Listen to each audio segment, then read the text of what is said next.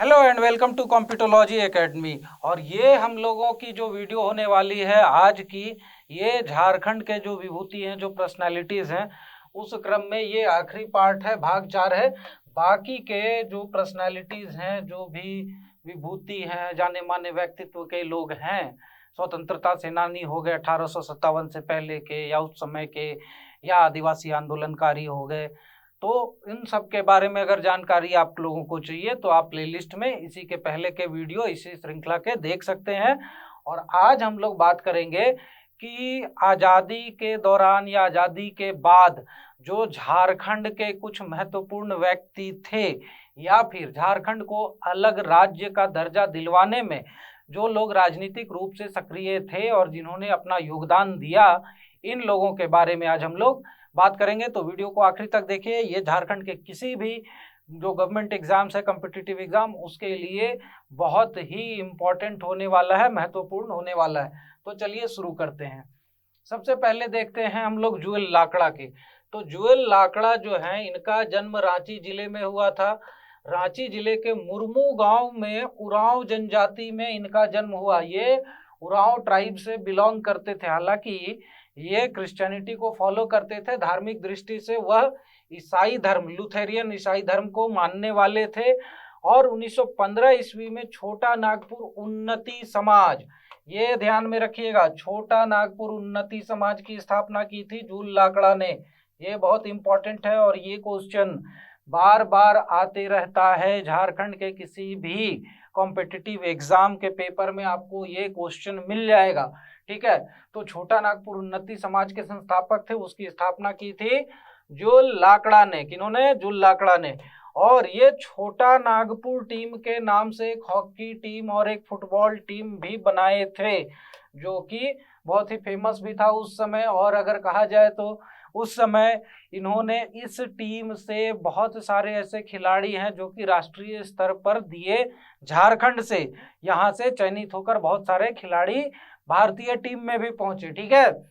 और 1947 में भारत सरकार से झारखंड में पद्मश्री पुरस्कार प्राप्त करने वाले ये पहले आदिवासी व्यक्ति थे। तो पहले आदिवासी व्यक्ति कौन थे झारखंड से जिनको कि पद्मश्री से नवाजा गया, पद्मश्री से सम्मानित किया गया? तो वो थे जुएल लाकड़ा।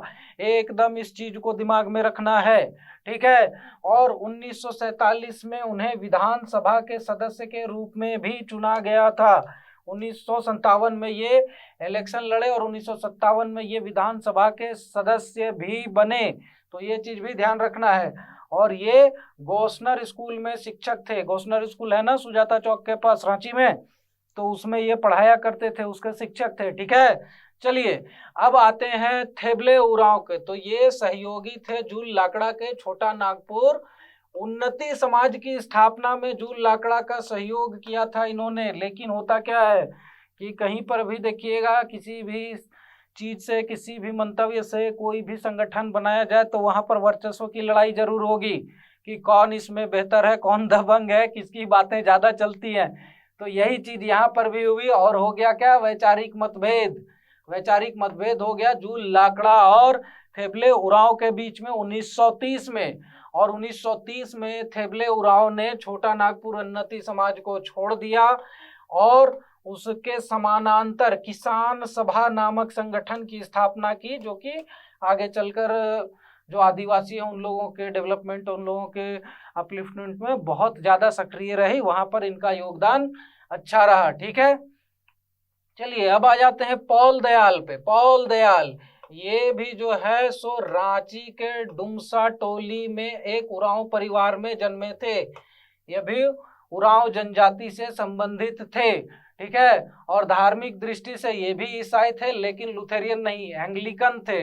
एक चीज याद रखिएगा, ईसाइयों में भी जो होता है ना, क्रिश्चियनिटी में भी अलग अलग सेक्ट है। ठीक है। ऑर्थोडॉक्स मिल जाएंगे, प्रोटेस्टेंट मिल जाएंगे, रोमन कैथोलिक मिल जाएंगे, जर्मन वाले मिल जाएंगे। तो अलग अलग यहाँ पर भी है। और अलग अलग सबके चर्च और मिशनरीज भी झारखंड में या भारत के और कोने कोने में सक्रिय थे। ठीक है। तो अलग अलग जगह से उस समय प्री इंडिपेंडेंस एरा में ही, आज़ादी से पहले ही अलग अलग जगह से यहाँ पर फंड आया करते थे ईसाई धर्म को, क्रिश्चियनिटी का प्रचार प्रसार करने के लिए, बढ़ावा देने के लिए। ठीक है, और ये क्या है, पॉल दयाल पेशे से वकील थे, लॉयर थे। ठीक है, लॉयर लोग से थोड़ा सा दूर ही रहना चाहिए, है ना। चलिए कोई बात नहीं, हंसी मजाक अपनी जगह पे।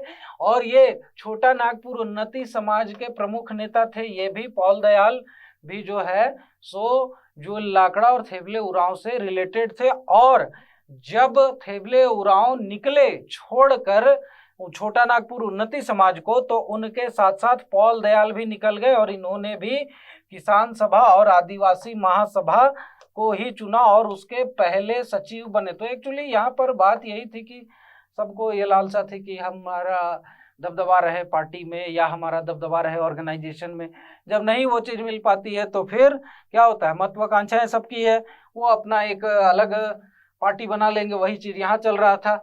और आगे चलकर पॉल दयाल थे वो झारखंड के बड़े नेता बनकर उभरे, अलग झारखंड राज्य की मांग में बहुत ज़्यादा सक्रिय रहे, इसको बहुत अच्छे से पिच किया, चाहे वो सेंट्रल लेवल पे हो चाहे वो स्टेट लेवल पे हो। ठीक है, चलिए अब देखते हैं बंदीराम उरांव का। तो यहाँ पर क्या है कि ये अलग झारखंड राज्य के डिमांड में, उसके आंदोलन के मांग में जुड़े हुए थे और उसके एक बहुत महत्वपूर्ण नेता थे बंदीराम उरांव। ये भी अलग राज्य की मांग करते थे। ठीक है, और आदिवासी महासभा के ये पहले उपाध्यक्ष थे, वाइस प्रेसिडेंट थे, आदिवासी महासभा के पहले उपाध्यक्ष थे बांदीराम उरांव। और इनका जन्म भी उरांव परिवार में ही हुआ था। तो खैर सरनेम से ही पता चल जा रहा है, बंदीराम उरांव जब नाम ही है तो वहां पर ये उरांव फैमिली से ही संबंधित रहेंगे। अब आ जाइए इग्नेक बेक पे। तो ये जो है झारखंड पार्टी के प्रमुख नेता थे। झारखंड पार्टी का गठन जो है वो जयपाल सिंह मुंडा ने किया था, आगे चल के वो भी हम लोग इसी वीडियो में देखेंगे। तो ये जो इग्नेक बेक है ये झारखंड पार्टी से संबंधित थे और छोटा नागपुर की कैथोलिक सभा के प्रथम सचिव भी थे, जनरल सेक्रेटरी थे। ठीक है, तो ये छोटा नागपुर कैथोलिक सभा, ये क्रिश्चियनिटी के लिए एक अलग से ऑर्गेनाइजेशन बनाई गई थी झारखंड में, छोटा नागपुर क्षेत्र में। तो उसके ये पहले सचिव भी थे और उनका जन्म चैनपुर के एक उरांव परिवार में हुआ था। तो यहाँ पर ये भी उरांव फैमिली से ही बिलोंग करते थे। एक चीज आप देखेंगे कि जो क्रिश्चियन मिशनरीज ने कन्वर्सन करवाया था तो उसमें उरांव लोगों का कन्वर्सन जो है वो बहुत ज़्यादा हद तक हुआ है। ठीक है, क्योंकि इन्हीं लोगों की आबादी जहाँ पर है वहाँ पर मिशनरीज ज़्यादा सक्रिय थे। अब आ जाइए जयपाल सिंह मुंडा, मरंगोम के जयपाल सिंह मुंडा। तो ये अलग झारखंड राज्य आंदोलन के अग्रणी नेता थे, अग्रणी नेताओं में से एक थे।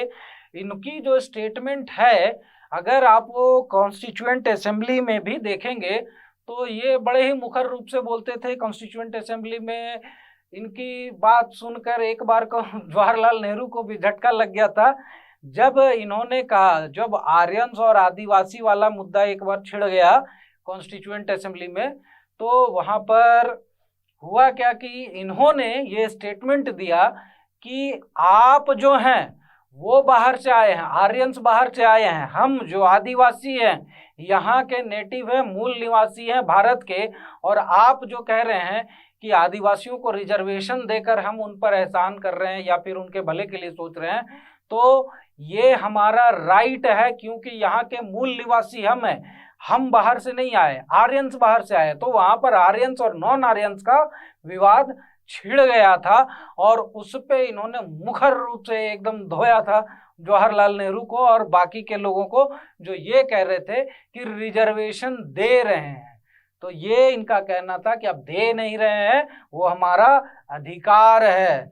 ठीक है, तो अलग झारखंड राज्य की भी मांग, आदिवासियों की जो आबादी है उसके लाइन पे ये करते थे, मुखर रूप से उसको बोलते थे। कहीं पर भी इनको एकदम डर भय लगना नहीं है कि हम मांगेंगे तो भाई मांगेंगे। और इनका जन्म खूंटी के एक छोटे से गांव टुकरा गांव में एक मुंडा परिवार में हुआ था। ये जनजातीय रूप से मुंडा थे। इनका देखिए जयपाल सिंह यहाँ पर लिखते हैं बहुत जगह पर आप लोगों को जयपाल सिंह मुंडा भी लिखा हुआ मिलेगा, ठीक है। कहीं कहीं पर मरंगोम के जयपाल सिंह मुंडा लिखा मिलेगा, ठीक है। उनका मूल नाम जो है वेनंद पाल था। मूल नाम क्या था? वेनंद पाल।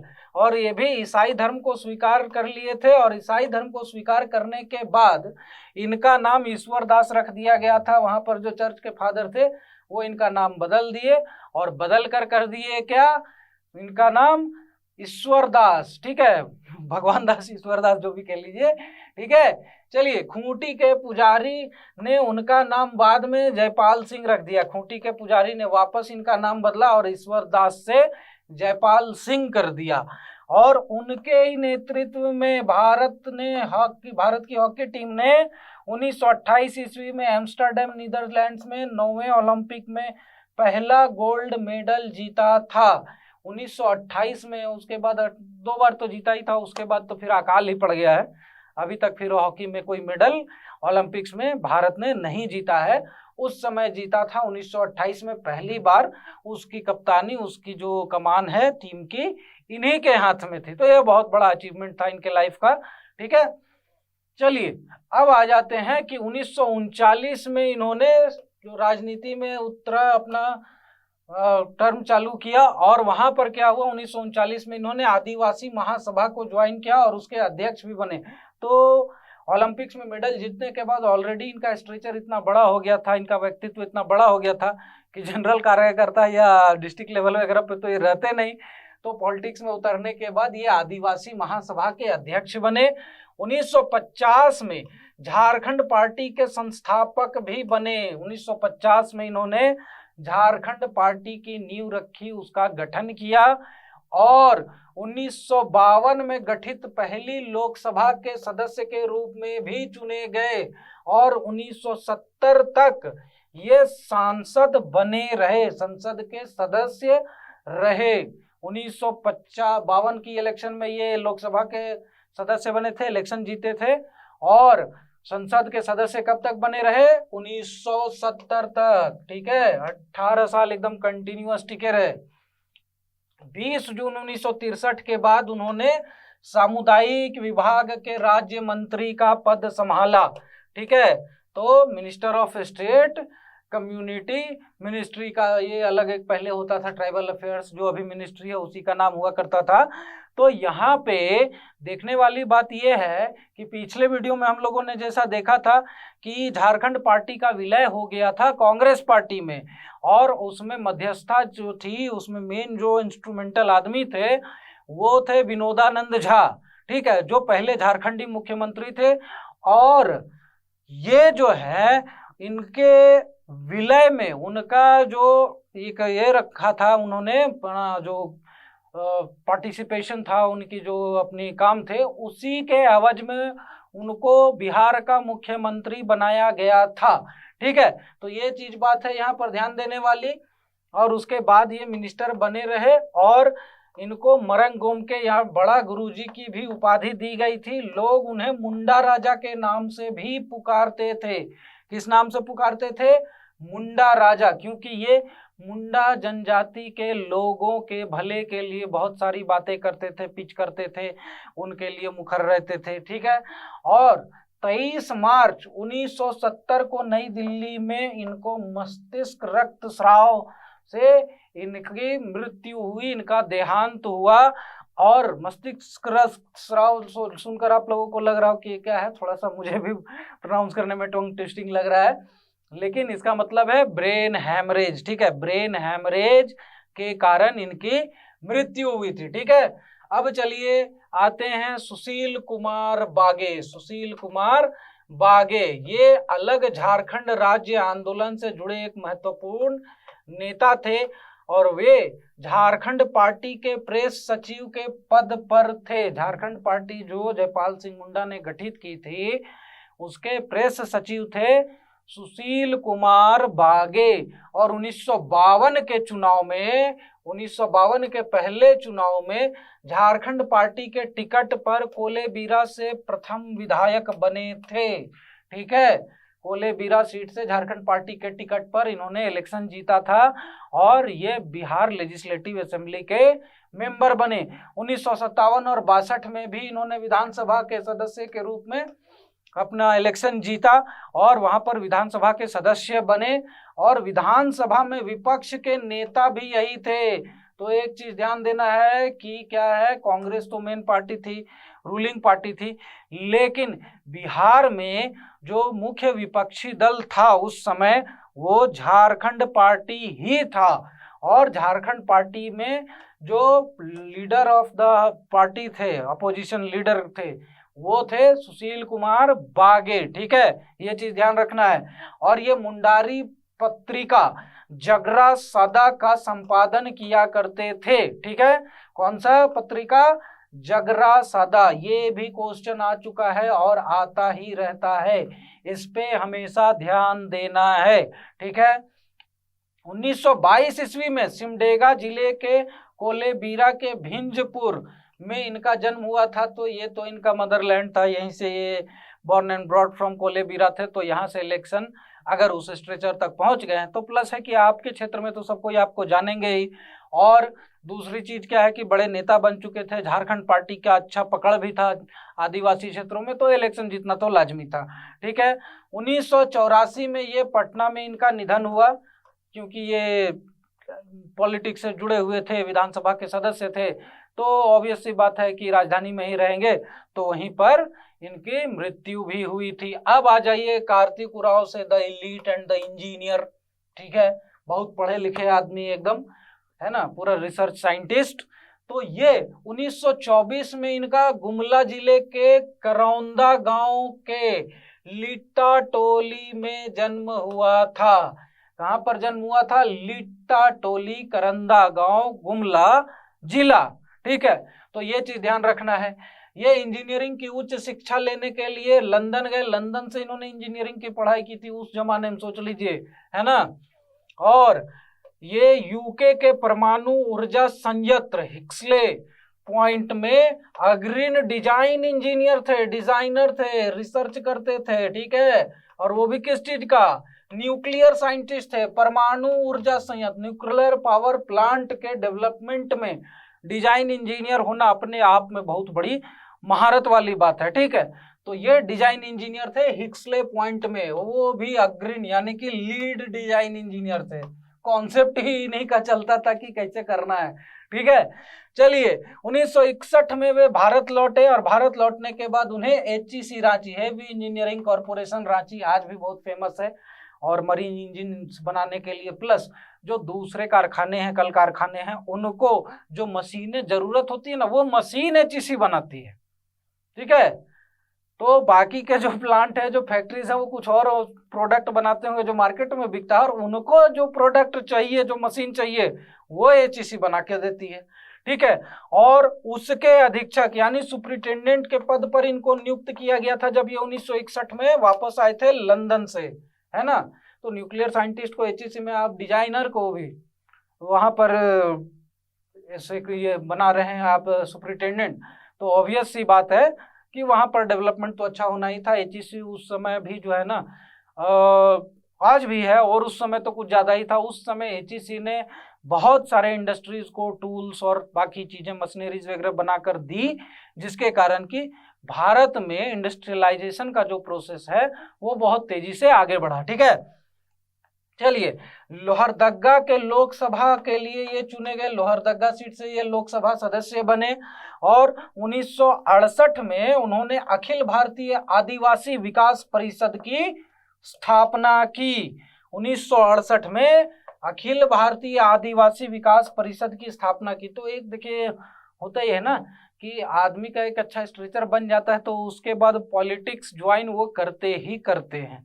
यहाँ पर भी हम लोग देख रहे हैं कि हर एक ने पॉलिटिक्स उस लेवल तक पहुंचने के बाद ज्वाइन की ही है। और इन्होंने झारखंड राज्य आंदोलन को भी सहयोग दिया, उसमें भी नेतृत्व दिया और झारखंड राज्य आंदोलन को सक्रिय रूप से सपोर्ट करने के लिए, उसमें योगदान देने के लिए भी इन्हें याद किया जाता है। चलिए अब आते हैं अगले पे। तो अगले जो हैं वो हैं विनोद बिहारी महतो। ये झारखंड आंदोलन के स्तंभ के रूप में जाने जाते हैं। उसमें इन्होंने बहुत ही ज्यादा योगदान दिया, क्योंकि पहले जो झारखंड आंदोलन था, झारखंड के अलग राज्य का मुद्दा था, ये ज्यादातर आदिवासियों का मुद्दा माना जाता था। लेकिन इन्होंने क्या किया, इन्होंने झारखंड आंदोलन को, अलग राज्य के डिमांड को सिर्फ आदिवासियों का मुद्दा न रहने देकर उसे सारे झारखंडियों का आंदोलन बना दिया। ठीक है, झारखंडियों के आंदोलन के रूप में बदलने के लिए इन्हें इस बात का श्रेय दिया जाता है। तो ये भी एक चीज ध्यान देने वाली बात है कि झारखंड आंदोलन को किसने आदिवासियों के आंदोलन से सारे झारखंडियों के आंदोलन के रूप में परिवर्तित किया, बदल दिया। ठीक है, सामाजिक कुरीतियों को दूर करने के लिए भी इन्हें जाना जाता है। उसके लिए इन्होंने शिवाजी समाज संगठन की स्थापना की थी। तो ये भी ध्यान देना है कि शिवाजी समाज संगठन पहले किस चीज से संबंधित था, और दूसरा मुद्दा कि इसका गठन किसने किया था। तो गठन किया था विनोद बिहारी महतो जी ने, और वो सामाजिक कुरीतियों को, जैसे डायन प्रथा हो गया, भूत ओझा नैया, ये सब जो चीजें होती है ना, सुपरस्टिशन वगैरह वाली, अंधविश्वास वाली, इन सब चीजों को हटाने के लिए, खत्म करने के लिए यहाँ पर ये सक्रिय थे। ठीक है, चलिए 1973 में उन्होंने शिबू सोरेन के साथ मिलकर झारखंड मुक्ति मोर्चा का गठन किया था। 1973 में किया था झारखंड मुक्ति मोर्चा का गठन। ठीक है, आज के डेट में झारखंड मुक्ति मोर्चा जो है सो आदिवासियों की एक पार्टी के रूप में देखा जाता है, लेकिन उनका गठन विनोद बिहारी महतो जी ने किया था, जो जेएमएम आज की तारीख में है। ठीक है, और ये उसके संस्थापक अध्यक्ष भी थे। और यहाँ पर इन्होंने एक चीज और की थी कि झारखंड मुक्ति मोर्चा में ऐसा नहीं है कि सिर्फ आदिवासी लोग ही थे, आदिवासियों के अलावा बाकी के जितने भी झारखंडी लीडर ऐसे थे जो अलग राज्य के दर्जे के आंदोलन को समर्थन देते थे, उन सब को ये झारखंड मुक्ति मोर्चा पार्टी में लेकर आए, एकजुट किया, और उसी से इन्होंने जो है सो आदिवासियों के आंदोलन न रहने देकर झारखंड के जो अलग राज्य का दर्जा है उसका जो मांग थी उसको पूरे झारखंडियों का आंदोलन बना दिया। और इससे फायदा ये हुआ कि इस आंदोलन को मजबूती मिली, और कालांतर में हम लोग देख रहे हैं कि झारखंड एक अलग राज्य बनकर उभरा भी। ठीक है, तो ये चीजें ध्यान देने वाली बात है। उन्होंने टुंडी विधानसभा क्षेत्र को और गिरिडीह लोकसभा क्षेत्र को भी रिप्रेजेंट किया, उसका प्रतिनिधित्व किया। ये बिहार लेजिस्लेटिव असेंबली में, जो बिहार विधानसभा है, उसमें टुंडी विधानसभा क्षेत्र से चुनकर जाते थे, और संसद में ये गिरिडीह लोकसभा क्षेत्र से चुनकर जाते थे। और यहाँ पर क्या हुआ, उन्होंने लोगों को, लोग जो है उन्हें प्यार से बाबू कहते थे। तो देखिए, अब एक तो इनका पॉलिटिकल स्ट्रेचर बढ़ गया था, पढ़े लिखे आदमी थे, बाबू साहब टाइप से एकदम कपड़े वपड़े पहन कर रहते थे, तो बाबू इनको कहा करते थे लोग प्यार से। अब आ जाते हैं शिबू सोरेन पर। शिबू सोरेन जो है वो झारखंड आंदोलन के एक अग्रणी नेता रहे, बहुत ही मुखर रहे, बहुत एकदम छुट्टा बोलते भी थे, है ना। चलिए, और ये झारखंड मुक्ति मोर्चा के वर्तमान अध्यक्ष हैं, वर्तमान में झारखंड मुक्ति मोर्चा के अध्यक्ष भी हैं, और लोकसभा सदस्य एवं पूर्व मुख्यमंत्री रह चुके हैं। तो ये तो सभी को पता है, कोयला मंत्री भी रह चुके हैं पहले, है ना, कोल मिनिस्टर थे। उसके बाद उन्हें क्या है, लोग प्यार से गुरुजी कहते हैं, ये तो आज भी आप लोग सुनते होंगे। हाँ, दिसुम गुरुजी भी इन्हें कहा जाता है, ये शायद आप लोगों को न पता हो। दिसुम गुरुजी का, दिसुम का मतलब संथाली भाषा में होता है देश, यानी कि दिसुम गुरुजी यानी संथाली लोग, जो अपना एक संथाल समाज है उसको दिसुम कहते हैं, देश कहते हैं। तो वो दिसुम गुरुजी के नाम से भी जाने जाते हैं। और इनका जन्म कहाँ हुआ था, वर्तमान रामगढ़ जिले के निमरा गांव में इनका जन्म हुआ था। अभी का जो रामगढ़ जिला है पहले हजारीबाग जिला में था। ठीक है, और इनका मूल नाम, अभी ना हम लोग जानते हैं कि शिबू सोरेन इनका नाम है, इनका जो ओरिजिनल नाम है, मूल नाम है, पुराना जो पहले जो माँ बाप रखे थे, वो नाम था शिवचरण लाल मांझी। ठीक है, शिवचरण लाल मांझी इनका मूल नाम है। और 1970 ईस्वी में इन्होंने किसकी स्थापना की थी? सोनोत संथाल समाज की। सोनोत संथाल समाज। सोनोत संथाल समाज का मतलब होता है प्योर संथाली समाज सोसाइटी। ठीक है, सोनोत मतलब संथाली भाषा में होता है शुद्ध यानी प्योर। तो संथाल समाज में ये प्यूरिटेरियन मूवमेंट भी चला रहे थे और इनका कहना ये था कि हमें जो अपना सरना धर्म है, सरना कल्ट है और सिंह बुंगा है, उसी की पूजा करनी चाहिए। ठीक है, तो ये इनका मूवमेंट था। और ये झारखंड मुक्ति मोर्चा के गठन में भी भागीदार थे और वो उसके प्रथम महासचिव, फर्स्ट जनरल सेक्रेटरी भी बने। ठीक है, और 1978 ईस्वी में जंगल काटो अभियान का भी नेतृत्व किया इन्होंने। हुआ यूं कि फॉरेस्ट एक्ट लगने के बाद, चाहे वो आदिवासी हो चाहे नॉन आदिवासी हो, कोई भी हो, वो लोग बिना परमिट के, बिना परमिशन के, बिना फॉरेस्ट डिपार्टमेंट के ऑर्डर के जंगल तो घुस नहीं सकते थे, चाहे उनको कोई भी काम हो। सिंपल जो है पत्ते वत्ते, दतवन वतवन, माइनर फॉरेस्ट प्रोड्यूस, फूल फल भी लाने के लिए सोचना पड़ता था। जबकि इनका कहना था कि आदिवासी जो है वो ओरिजिनल मालिक हैं जंगल के, वो टाइम इमेमोरेबल, एकदम पुरातन काल से वहां पर रहते आ रहे हैं और जंगल हम ही लोगों का है। तो इसीलिए आदिवासियों को जंगल में घुसने से कोई नहीं रोक सकता है, चाहे वो सरकार ही क्यों ना हो। और इसी सब के चलते इन्होंने जंगल काटो अभियान का नेतृत्व किया, उसे चलाया। और ये झारखंड के मुख्यमंत्री पद पर 3 बार रहे। पहली बार रहे 2 मार्च से 12 मार्च तक, बेचारे 10 दिन रहे 2005 में। उसके बाद 27 अगस्त 2008 से 18 जनवरी 2009 तक, जब राजा पीटर से जो चुनाव है हार गए थे। ठीक है, 6 महीने के अंदर इनको इलेक्शन जीतना था। उस समय ये सांसद थे तो मुख्यमंत्री पद की शपथ तो ले लिए, लेकिन 6 महीने के अंदर इनको इलेक्शन जीत के आना था और तब राजा पीटर से ये चुनाव हार गए थे। फिर क्या हुआ, 30 दिसंबर 2009 से 30 मई 2010 तक भी ये यहाँ पर मुख्यमंत्री रहे।